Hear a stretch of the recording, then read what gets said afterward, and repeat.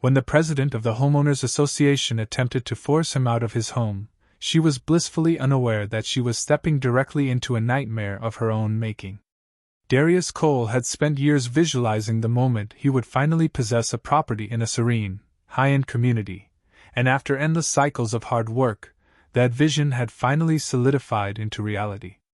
The residence, a magnificent 2-story brick estate in Silverleaf Heights, Georgia, rested on an impeccably manicured plot, complete with a sweeping wraparound porch and an expansive backyard.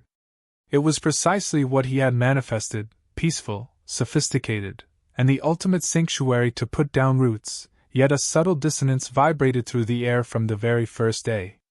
Moving crates still lined the concrete of the driveway when Darius sensed the gaze, eyes peering furtively from behind lace curtains, watching from shadowed porches, lingering just a beat too long as neighbors walked their dogs. No one approached him, there were no warm introductions, no welcoming committee to greet him, just a heavy, suffocating silence. At first, he dismissed the sensation, telling himself that perhaps the residents here simply valued their privacy, or perhaps they would warm up as the days passed. But the first clear signal that this would not happen arrived the very next morning. Darius had barely finished the ritual of brewing his dark roast coffee when a sharp, rhythmic knocking rattled his front door. He pulled it open to reveal a woman in her mid-60s standing on his porch, rigid and imposing. She was adorned in a crisply starched beige blouse, pearl earrings, and a cardigan pinned with the official HOA crest. Her posture was stiff as a board, her expression carefully blank, but there was a glint in her eyes, a coldness Darius couldn't quite categorize. "Good morning," she said, her tone clipped and precise. "I am Meredith Crane, president of the Silverleaf Heights Homeowners Association." Darius extended a hand, projecting a polite and relaxed smile. "Nice to meet you, But she cut him off instantly. "I know exactly who you are," she interrupted, her gaze drifting past him to invade the privacy of his home. "I wanted to review a few protocols," she said, handing him a dense stack of printed documents stapled firmly in the corner, the HOA guidelines. Darius scanned the pages, his eyes catching the standard regulations regarding lawn care, exterior paint codes, approved mailbox structures, the usual expectations, but then Meredith cleared her throat, drawing his attention back. "We prioritize maintaining a specific standard of excellence here," she said, her eyes locking onto the moving truck still idling in the driveway. "I assume that vehicle will be removed by this evening." Darius raised a single eyebrow, remaining calm. "It will be gone the moment I finish unpacking." Meredith nodded, though it wasn't a gesture of agreement, it was more like she was filing away a demerit in her mind. "Excellent," she said, "and just so you are fully aware, the HOA mandates that refuse receptacles be placed at the curb no earlier than 6 in the morning on collection day. I noticed yours were out last night." "I didn't put them out," Darius replied, his voice steady and resonant. "The previous owners must have done that." Meredith pursed her lips tightly. "I see. Well, in the future please be mindful, we have rules for a reason," and with that abrupt dismissal, she turned on her heel and marched away. Darius closed the door, exhaling a long, slow breath, thinking maybe she was just meticulous, as many association presidents tend to be. He decided he wasn't going to let one high-strung neighbor disrupt his fresh beginning, but the days that followed made it undeniable that Meredith wasn't just meticulous, she was hunting. A warning notice materialized in his mailbox regarding an unauthorized vehicle in the driveway, which was his own car. A second notice appeared citing improper lawn maintenance because his grass had grown perhaps an inch, maybe 2. Then, a formal violation letter arrived concerning a porch light that was deemed too luminous, despite it being the exact same fixture the previous owner had utilized. By the time the week concluded, Darius had accumulated a neat pile of correspondence from Meredith. He hadn't spoken a word to her since their initial encounter, but it didn't matter, she had made her presence felt. Still, he maintained his composure, reasoning that perhaps she treated everyone with this level of scrutiny, or perhaps if he simply adhered to the regulations she would lose interest. But that hope evaporated quickly when Darius took an evening stroll and passed a cluster of neighbors conversing on a nearby driveway. The group fell silent the moment they saw him. One woman offered a strained, tight smile, but no one else acknowledged his existence, and there in the center stood Meredith, arms folded across her chest, whispering something to the group. Darius didn't need to hear the specific words to understand the vibration in the air. This wasn't about HOA bylaws, it was about him. But if Meredith believed she could intimidate him into vanishing, she was about to face a stark reality check. The letters continued to arrive.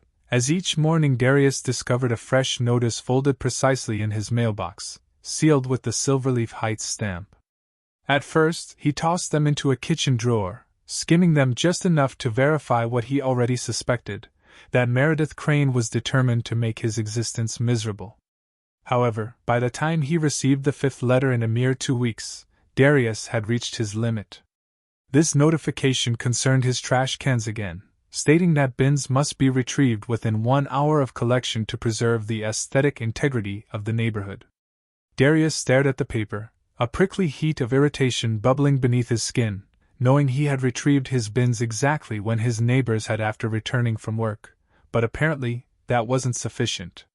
Driven by curiosity, he decided to conduct a small experiment. The next morning he awoke before dawn and took a deliberate, slow walk through the winding streets, observing the houses with keen focus. By 9 in the morning, dozens of trash bins were still lining the curbs. Some weren't even fully closed, their lids propped open by overflowing bags, yet there wasn't a single violation notice attached to any of them, only on his. Darius snapped a series of clear photographs and dispatched an email to the HOA board, politely inquiring why his bins were a catastrophic issue while everyone else's were ignored. There was no response, but 2 days later, Meredith was back on his doorstep. She didn't bother to knock this time, she just stood there waiting, arms crossed, a clipboard clutched in her hand.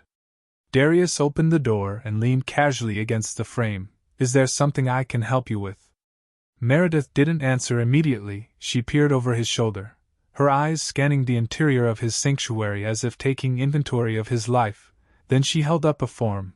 "This is a formal request for you to submit proof of home ownership," she declared. "We have received complaints." Darius felt his stomach tighten. "Complaints? Neighbors have expressed concerns," Meredith continued, her voice sickly sweet yet razor sharp. "They have noticed unusual activity, different vehicles arriving and departing, furniture deliveries at strange hours. Some are worried you may be renting this property in direct violation of HOA regulations." Darius let out a short, incredulous laugh. "You have to be kidding." Meredith's face remained like stone. He took a deep, centering breath, forcing himself to remain grounded. "First of all, I own this house. Second, I have lived here less than a month, so I am still moving in. That explains the deliveries. And as for the cars, those are friends and family visiting me." Meredith pressed her thin lips together, her fingers whitening around her clipboard. "While we have strict policies to ensure all homeowners are properly vetted, we will need to verify your deed." Darius knew exactly what game this was. He knew she hadn't asked a single other neighbor for their papers, just him, yet he kept his voice remarkably level. "You can pull the records yourself, it is public information." Meredith's eyes narrowed, a flicker of annoyance crossing her face, but she quickly smoothed her expression. "I would prefer if you submitted it directly." Darius tilted his head to the side. "And if I don't?" Meredith's lips curled into something that mimicked a smile but held zero warmth. "Then I will have no choice but to escalate the matter with the board." Darius exhaled slowly, suppressing the sharp words resting on the tip of his tongue, realizing she wanted him to react. She wanted him to get angry, to raise his voice, to give her the ammunition to paint him as the problem, so he simply smiled. "I'll think about it," he said, and then he closed the door firmly before she could utter another syllable. Meredith did not like that. That evening, as Darius sat on his porch sipping a cold beer, he spotted her again, standing at the end of his driveway conferring with a man in a polo shirt and khakis. She gestured emphatically toward Darius's house, speaking in hushed, conspiratorial tones, and the man nodded, scribbling notes on a pad. Darius didn't have to guess the narrative. Meredith wasn't just trying to intimidate him anymore, she was actively searching for a mechanism to remove him. But if she thought she could push him out, she was about to learn a very difficult lesson. The next morning Darius woke to an email from the HOA with the subject line "Notice of Violation." It concerned his porch furniture, claiming his outdoor seating arrangement, 2 wicker chairs and a modest glass table, did not conform to the aesthetic standards outlined in the guidelines, a vague rule that clearly wasn't being enforced on anyone else. Darius leaned back in his chair, breathing out slowly, knowing he had walked this neighborhood enough to see at least a dozen homes with similar setups, some even displaying old plastic chairs that looked like they had been weathering the elements since the early 2000s, yet somehow his furniture was the offense. He ignored the notice. A day later, another email arrived, subject second notice lawn maintenance violation. Darius frowned. His lawn was freshly mowed, edged, and watered. He had spent the entire afternoon trimming the hedges, ensuring everything was pristine, but there it was, a formal complaint stating his grass was slightly overgrown and warning that fines could be levied if the issue wasn't rectified. Darius understood the strategy perfectly now. Meredith was trying to drown him in paperwork, stacking up minor infractions until she possessed enough leverage to escalate the situation, so he decided to play her game. That evening, he took a slow, deliberate walk through the neighborhood, documenting every single actual violation he perceived: overgrown yards, broken shutters, faded house numbers, trash bins still sitting by the curb from the previous day. Then he submitted his own complaints, each one supported by time-stamped photographs. It took less than 24 hours for Meredith to appear again. This time she wasn't alone. She stood at the edge of Darius's driveway with another board member, an older man with salt and pepper hair and a clipboard, whom Darius recognized from the website as Arthur Penn, the vice president. Meredith's expression was tighter than usual, the veneer of politeness barely concealing her fury. "Mr. Cole," she greeted, her voice stretched thin, "we received your list of complaints." Darius crossed his arms, nodding. "Good, then you know I'm not the only one being held to a ridiculous standard." Arthur cleared his throat, glancing nervously at Meredith before speaking. "We appreciate your concerns, but the board determines which issues require action. Not every minor infraction warrants a formal notice." Darius scoffed. "So mine do, but everyone else's don't." Meredith didn't answer. Instead, she pulled out a printed form and thrust it toward him. "This is your final warning before fines are issued. Your porch furniture needs to be replaced, and your lawn must remain at the regulated length at all times." Darius stared at the paper, then slowly lifted his gaze to Meredith. He wasn't foolish. This wasn't about grass or furniture. This was about making him feel like an outsider. He took a deep breath, forcing a slow, knowing smile. "You know, Meredith, I have read the bylaws from top to bottom. Nowhere does it say a homeowner needs to replace furniture that is in perfect condition." Meredith stiffened. "It is a matter of neighborhood uniformity." Darius raised an eyebrow. "So you enforce rules that don't exist?" Meredith's jaw twitched. Arthur shifted uncomfortably, and for the first time Darius saw it, doubt creeping into the board member's expression. He wasn't fully convinced. Darius decided to push just a little further. "Let me ask you something," he said, keeping his tone perfectly even. "If I was someone else, say one of my neighbors, would we even be having this conversation?" Meredith's nostrils flared. Arthur opened his mouth, hesitated, then closed it again. Silence. Darius nodded, folding the paper in half. "That's what I thought." Meredith inhaled sharply, forcing a tight-lipped smile. "If you refuse to comply, the HOA has the authority to take further action." Darius met her gaze, unwavering. "Then do what you have to do." Meredith turned on her heel and stormed away, her posture rigid with barely contained frustration, and Arthur lingered for a second before following. Darius watched them go, gripping the violation notice in his hand, knowing he had just called her bluff, but Meredith wasn't the type to back down easily. Darius expected Meredith to retaliate. He just didn't anticipate how far she would take it. The next morning a thick envelope sat in his mailbox, bearing no HOA logo, but rather the letterhead of a law firm. Inside was an official complaint filed with the Fulton County Housing Authority, accusing him of being a fraudulent occupant. Meredith had escalated from petty fines to attempting to have him legally removed from his own home. Darius stared at the document, his pulse steady but his hands tightening around the paper, realizing she was actually doing this. He read through the complaint.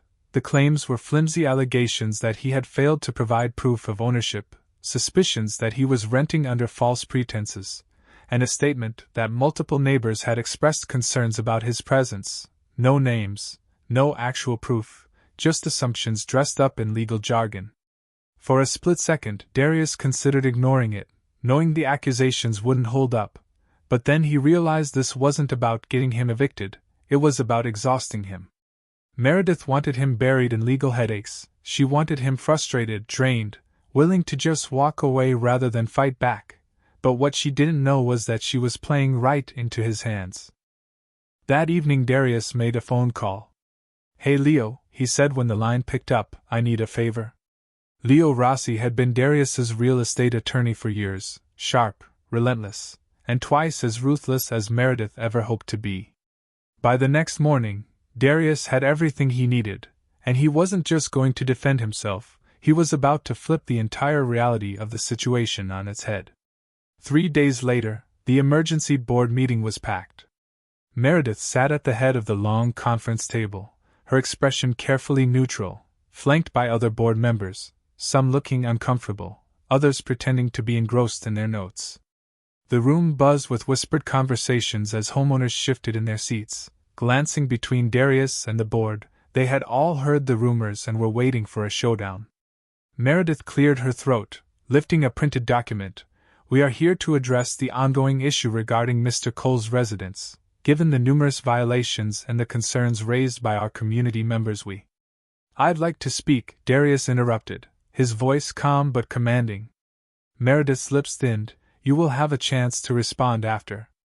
"No," Darius said, setting down a stack of his own papers, "I am speaking now." A murmur spread through the room. Meredith stiffened, but she gestured for him to continue. Darius stood, unfolding the first document. "This," he said, holding up the deed to his house, "is the legal proof that I own my home, filed, recorded, and indisputable." A few heads turned, and some of the board members exchanged glances. Darius set the deed down, and pulled out another paper. "This," he continued, "is the purchase agreement for another property, 214 Cedar Lane." Meredith's face barely changed, but Darius saw the flicker of confusion in her eyes.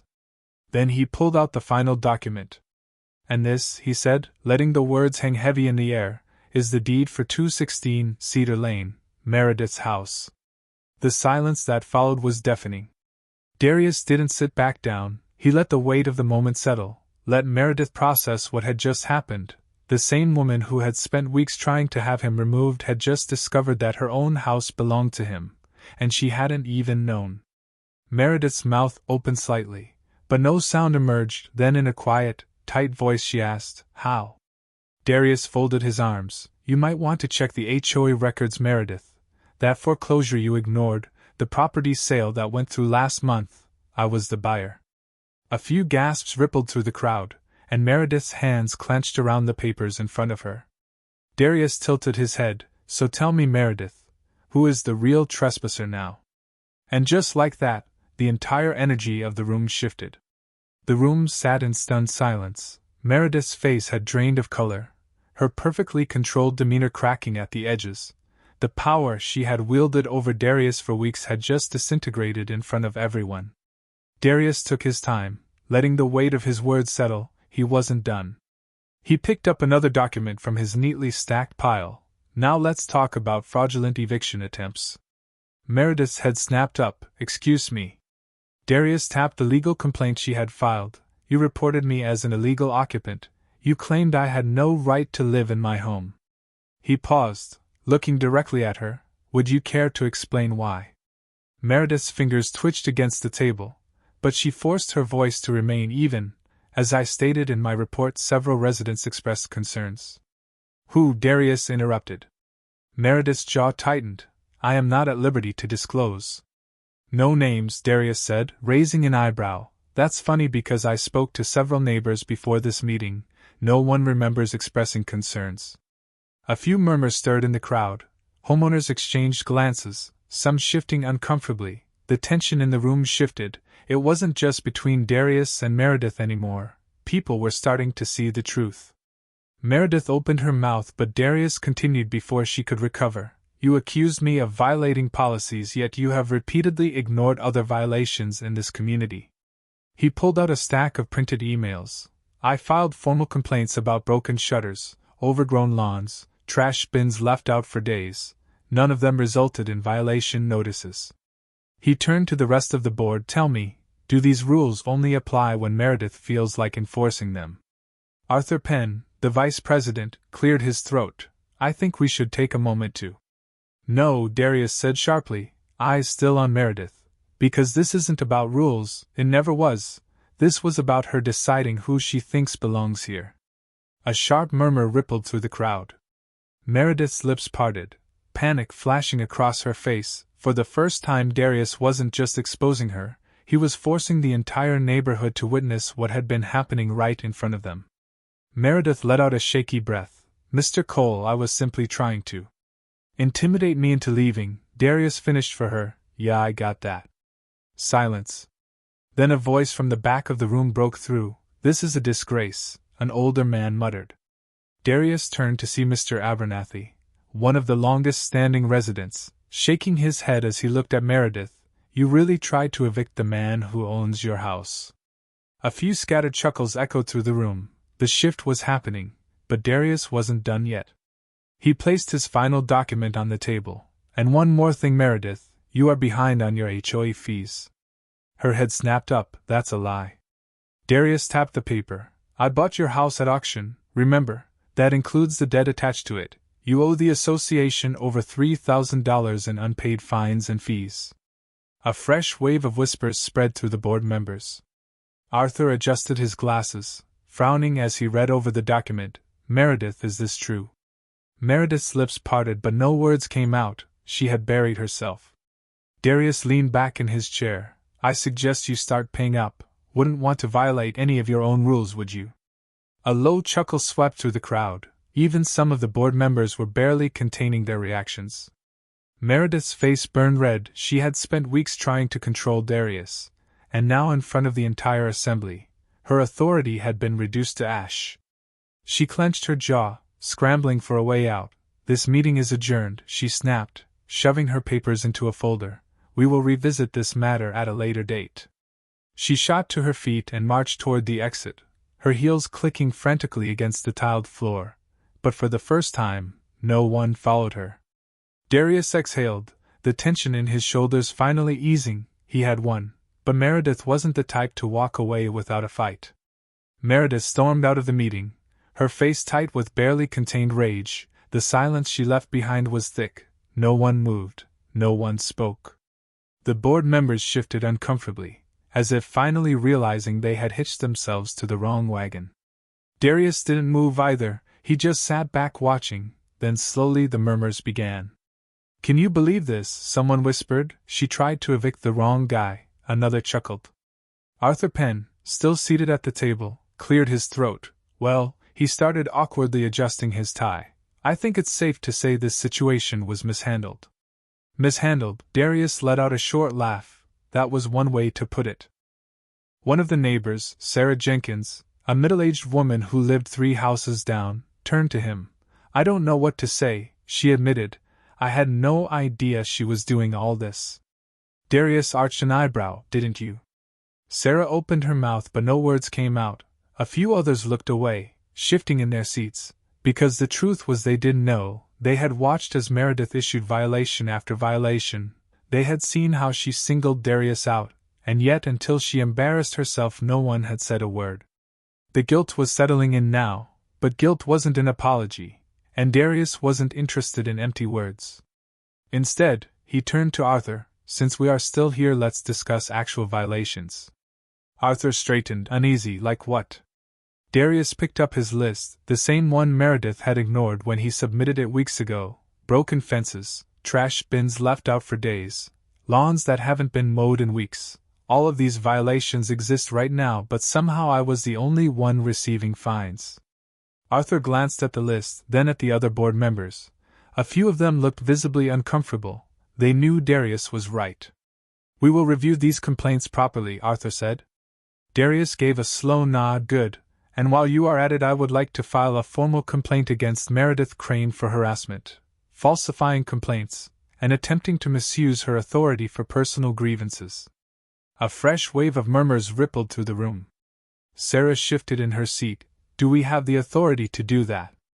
Arthur let out a slow breath. The board can vote for removal if an officer is found abusing their position. Darius leaned forward, then put it to a vote. Sarah hesitated, then nodded, seconded. One by one, hands started going up around the room. Darius watched as the people who had once stood by silently now voted to strip Meredith of her title. It was ironic. If she had just left him alone, she would still be president, but her own arrogance had been her downfall. A few minutes later, Arthur cleared his throat.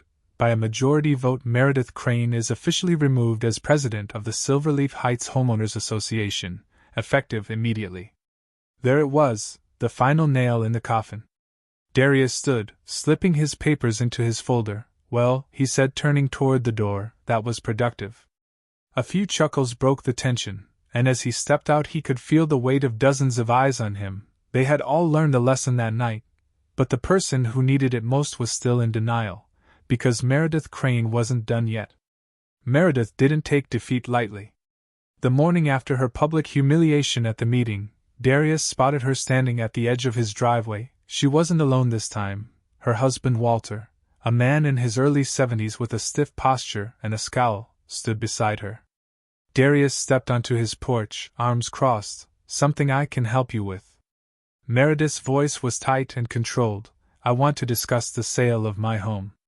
Darius had expected this. After all, the thought of renting from him must have been unbearable for her. I'm not selling, he said simply.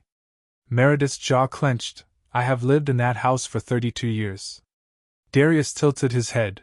And yet you never paid off the debt attached to it. Walter cleared his throat. We are prepared to offer you a fair price. Darius leaned against the railing. Define fair.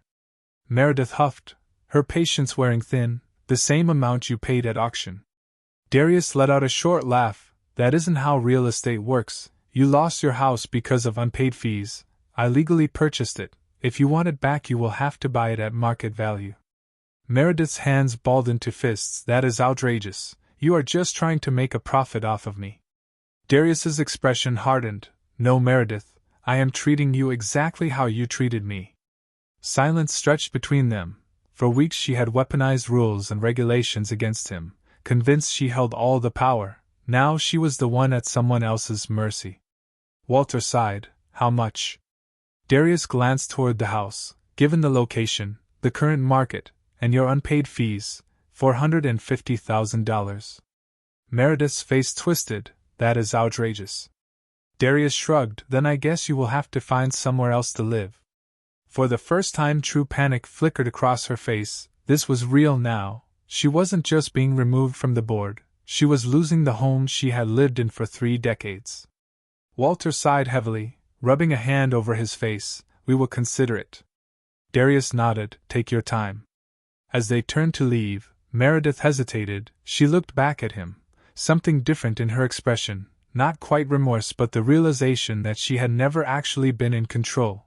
For weeks she had been so focused on pushing him out that she hadn't seen the real danger. Her own actions had cost her everything. Darius let the moment sit before speaking. Meredith. She turned stiffly. Next time you judge someone before knowing them, he gestured toward her house, remember where it got you. She didn't say a word, just turned and walked away. A month later, the for sale sign went up in front of 216 Cedar Lane. Meredith had refused to buy back the house at Darius's price, and no bank would give her a loan for the amount she needed. She and Walter packed up and left in the middle of the night, moving to a smaller place across town. The neighborhood changed after that. Without Meredith in charge, the association actually started working the way it was supposed to, addressing real issues instead of policing nonsense, and the neighbors, some still avoided eye contact, embarrassed by their silence. But others made an effort, slowly breaking the wall they had helped Meredith build. One day Sarah Jenkins, one of the few who had voted against Meredith, walked up Darius's driveway with a plate of cookies. I know it's late, she said, shifting awkwardly, but welcome to the neighborhood. Darius smiled, accepting the plate. Took you long enough. Sarah chuckled, a little sheepish. Yeah, it did. Darius took a bite of a cookie, sweet, a little stale, but better late than never. Some people spend their lives trying to control others. They think their power comes from rules, from status, from making others feel small. But real power, that comes from knowing who you are and refusing to let anyone take that away from you. If you enjoyed this story, subscribe for more, because trust me, there is plenty more where this came from.